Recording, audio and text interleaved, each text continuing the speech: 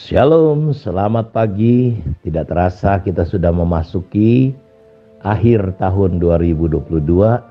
Kita sudah ada di bulan Desember pertengahan, dan akhir tahun biasanya hampir semua institusi mengadakan evaluasi, merenungkan kembali langkah-langkah sebelumnya dan menetapkan tujuan ke depan. Karena itu tidak salah juga kalau kita merefleksi, mendefinisi ulang bagaimana perjalanan hidup kita panjang tahun ini dan apa yang telah kita lakukan. Kita perlu juga menemukan di mana titik-titik hal yang menghalangi kita untuk terus bertumbuh di dalam Tuhan. Karena itu saya rindu lewat Saat Teduh Suara Gembala ini, mulai saat ini sampai ke depan, sampai menyambut tahun 2023, kita masuk kepada surat penggembalaan Paulus, khususnya kepada anak didiknya Timotius. Karena hari-hari ini kita sedang hidup pada dunia yang begitu berubah cepat.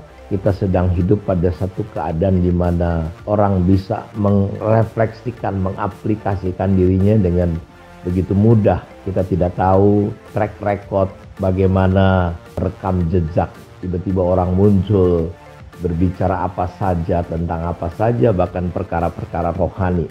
Ketika kita melihat fenomena ini, sehingga terkadang kita kehilangan prinsip-prinsip yang harusnya dibangun. Salah satu dalam suratan Paulus, ketika orang mau diangkat, dipercayakan menjadi orang-orang yang bisa dipercaya, maka dia betul-betul harus rekam jejaknya, diperhatikan sungguh-sungguh. Kalau sekarang kan orang entah siapa saja dari mana ngomong di sosial media, dan terkadang begitu banyak orang dipercaya sehingga banyak orang tertipu. Karena itu kita perlu membangun hal-hal yang sangat mendasar hari-hari ini. Bagaimana kita harus menyiapkan diri. Soleman berkata, ketika orang bijaksana dia melihat malapetaka, dia harus bersembunyi. Tapi orang yang bodoh, tidak berpengalaman, dia jalan terus. Tentu ayat-ayat ini dipakai ketika masa COVID. Orang tiba-tiba merasa bahwa kita harus melindungi diri, betul.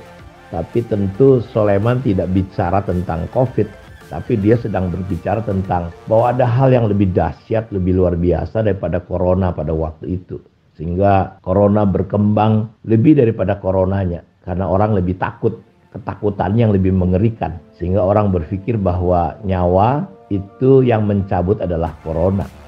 Dan realitanya banyak orang kena corona nggak mati, tapi ada orang tanpa corona juga mati. Karena itu kita harus kembali kepada dasar-dasar Alkitab bahwa hidup dan mati kita ada di dalam tangan Tuhan. Kalau kita hidup bagi Kristus. Kalau kita mati, itu adalah sebuah keuntungan, kata Paulus. Kalau aku hidup, artinya aku bekerja keras untuk memberi buah. Karena itu biarlah selama Tuhan mempercayakan hidup kepada kita, fokus kita adalah bagaimana kita bisa hidup kita menjadi berkat, berbuah. Dan berbuah ini bukan cerita tentang pelayanan, karena banyak orang pelayanan tidak berbuah. Tapi berbuah bicara tentang hidup yang semakin serupa Kristus, hidup yang semakin menyenangkan Tuhan, hidup yang semakin menjadi berkat, berpengaruh untuk membawa orang kepada Kristus. Saya ingat ketika kita sedang membangun di gereja lokal kita, itu mereka bertanya-tanya, karena mereka biasa membangun gedung-gedung gereja juga, dan mereka mendapati ternyata di gereja, di komunitas kita, para tukang melihat ada sebuah perbedaan. Dan mereka bertanya, kenapa ya kami melihat kok komunitas gereja Bapak ini berbeda? Ya, mereka melihat ada perbedaan. Kalau di tempat-tempat yang lain mereka dicuekin, mereka hanya dianggap, diukur hanya karena berdasarkan gaji.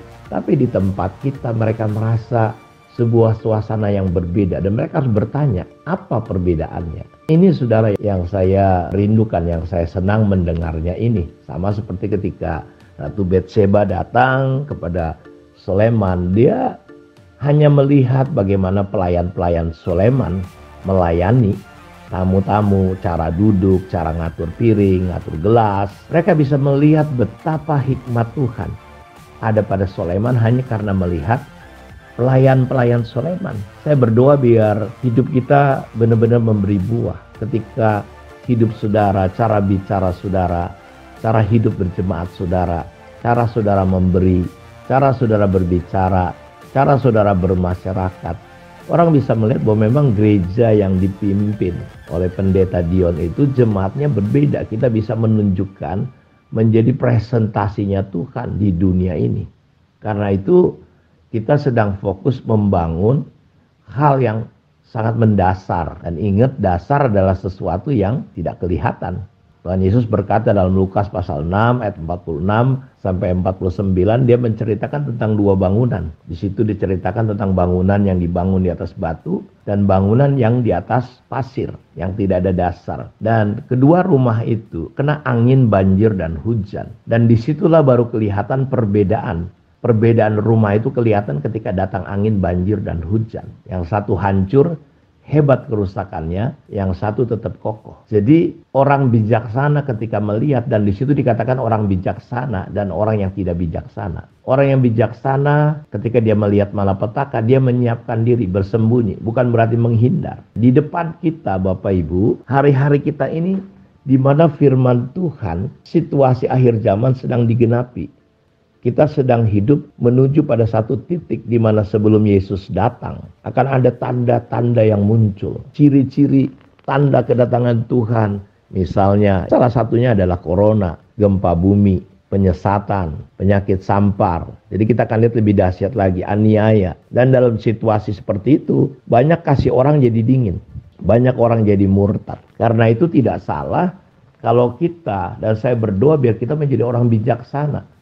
Menyiapkan diri kita tidak bisa menghindar dengan semua yang akan terjadi. Tetapi kita perlu menyiapkan diri. Paulus berkata tidak boleh ada dasar lain kecuali Kristus. Tapi orang yang membangunnya harus memperhatikan bagaimana dia membangun. Saya harus memperhatikan. Saudara harus memperhatikan kualitas bangunannya. Apakah dengan benda-benda mulia atau dengan benda-benda yang tidak mulia. Seperti jerami, rumput kering, kayu. Ketika api datang, ini terbakar sebentar aja, hangus, rugi, hebat kerusakannya. Tapi yang dibangun dengan kualitas emas, perak dan batu yang mahal, justru api itu menjadi sarana untuk emas, batu mahal dan perak itu kualitasnya semakin meningkat. Itu perbedaannya. Dan itu adalah orang yang membangun hidupnya di atas Kristus. Kualitasnya pasti berbeda. Karena itu kita nggak bisa menghindar dari semua yang akan terjadi. Akan datang api pencobaan. Saudara akan menghadapi banyak hal. Karena itu kita perlu membangun dasar. Dan orang yang mendengar firman menghidupinya. Dia adalah orang yang bijaksana. Dia menggali dalam-dalam. Jadi kesalahan banyak orang hari ini adalah dia lebih cepat membangun yang kelihatan.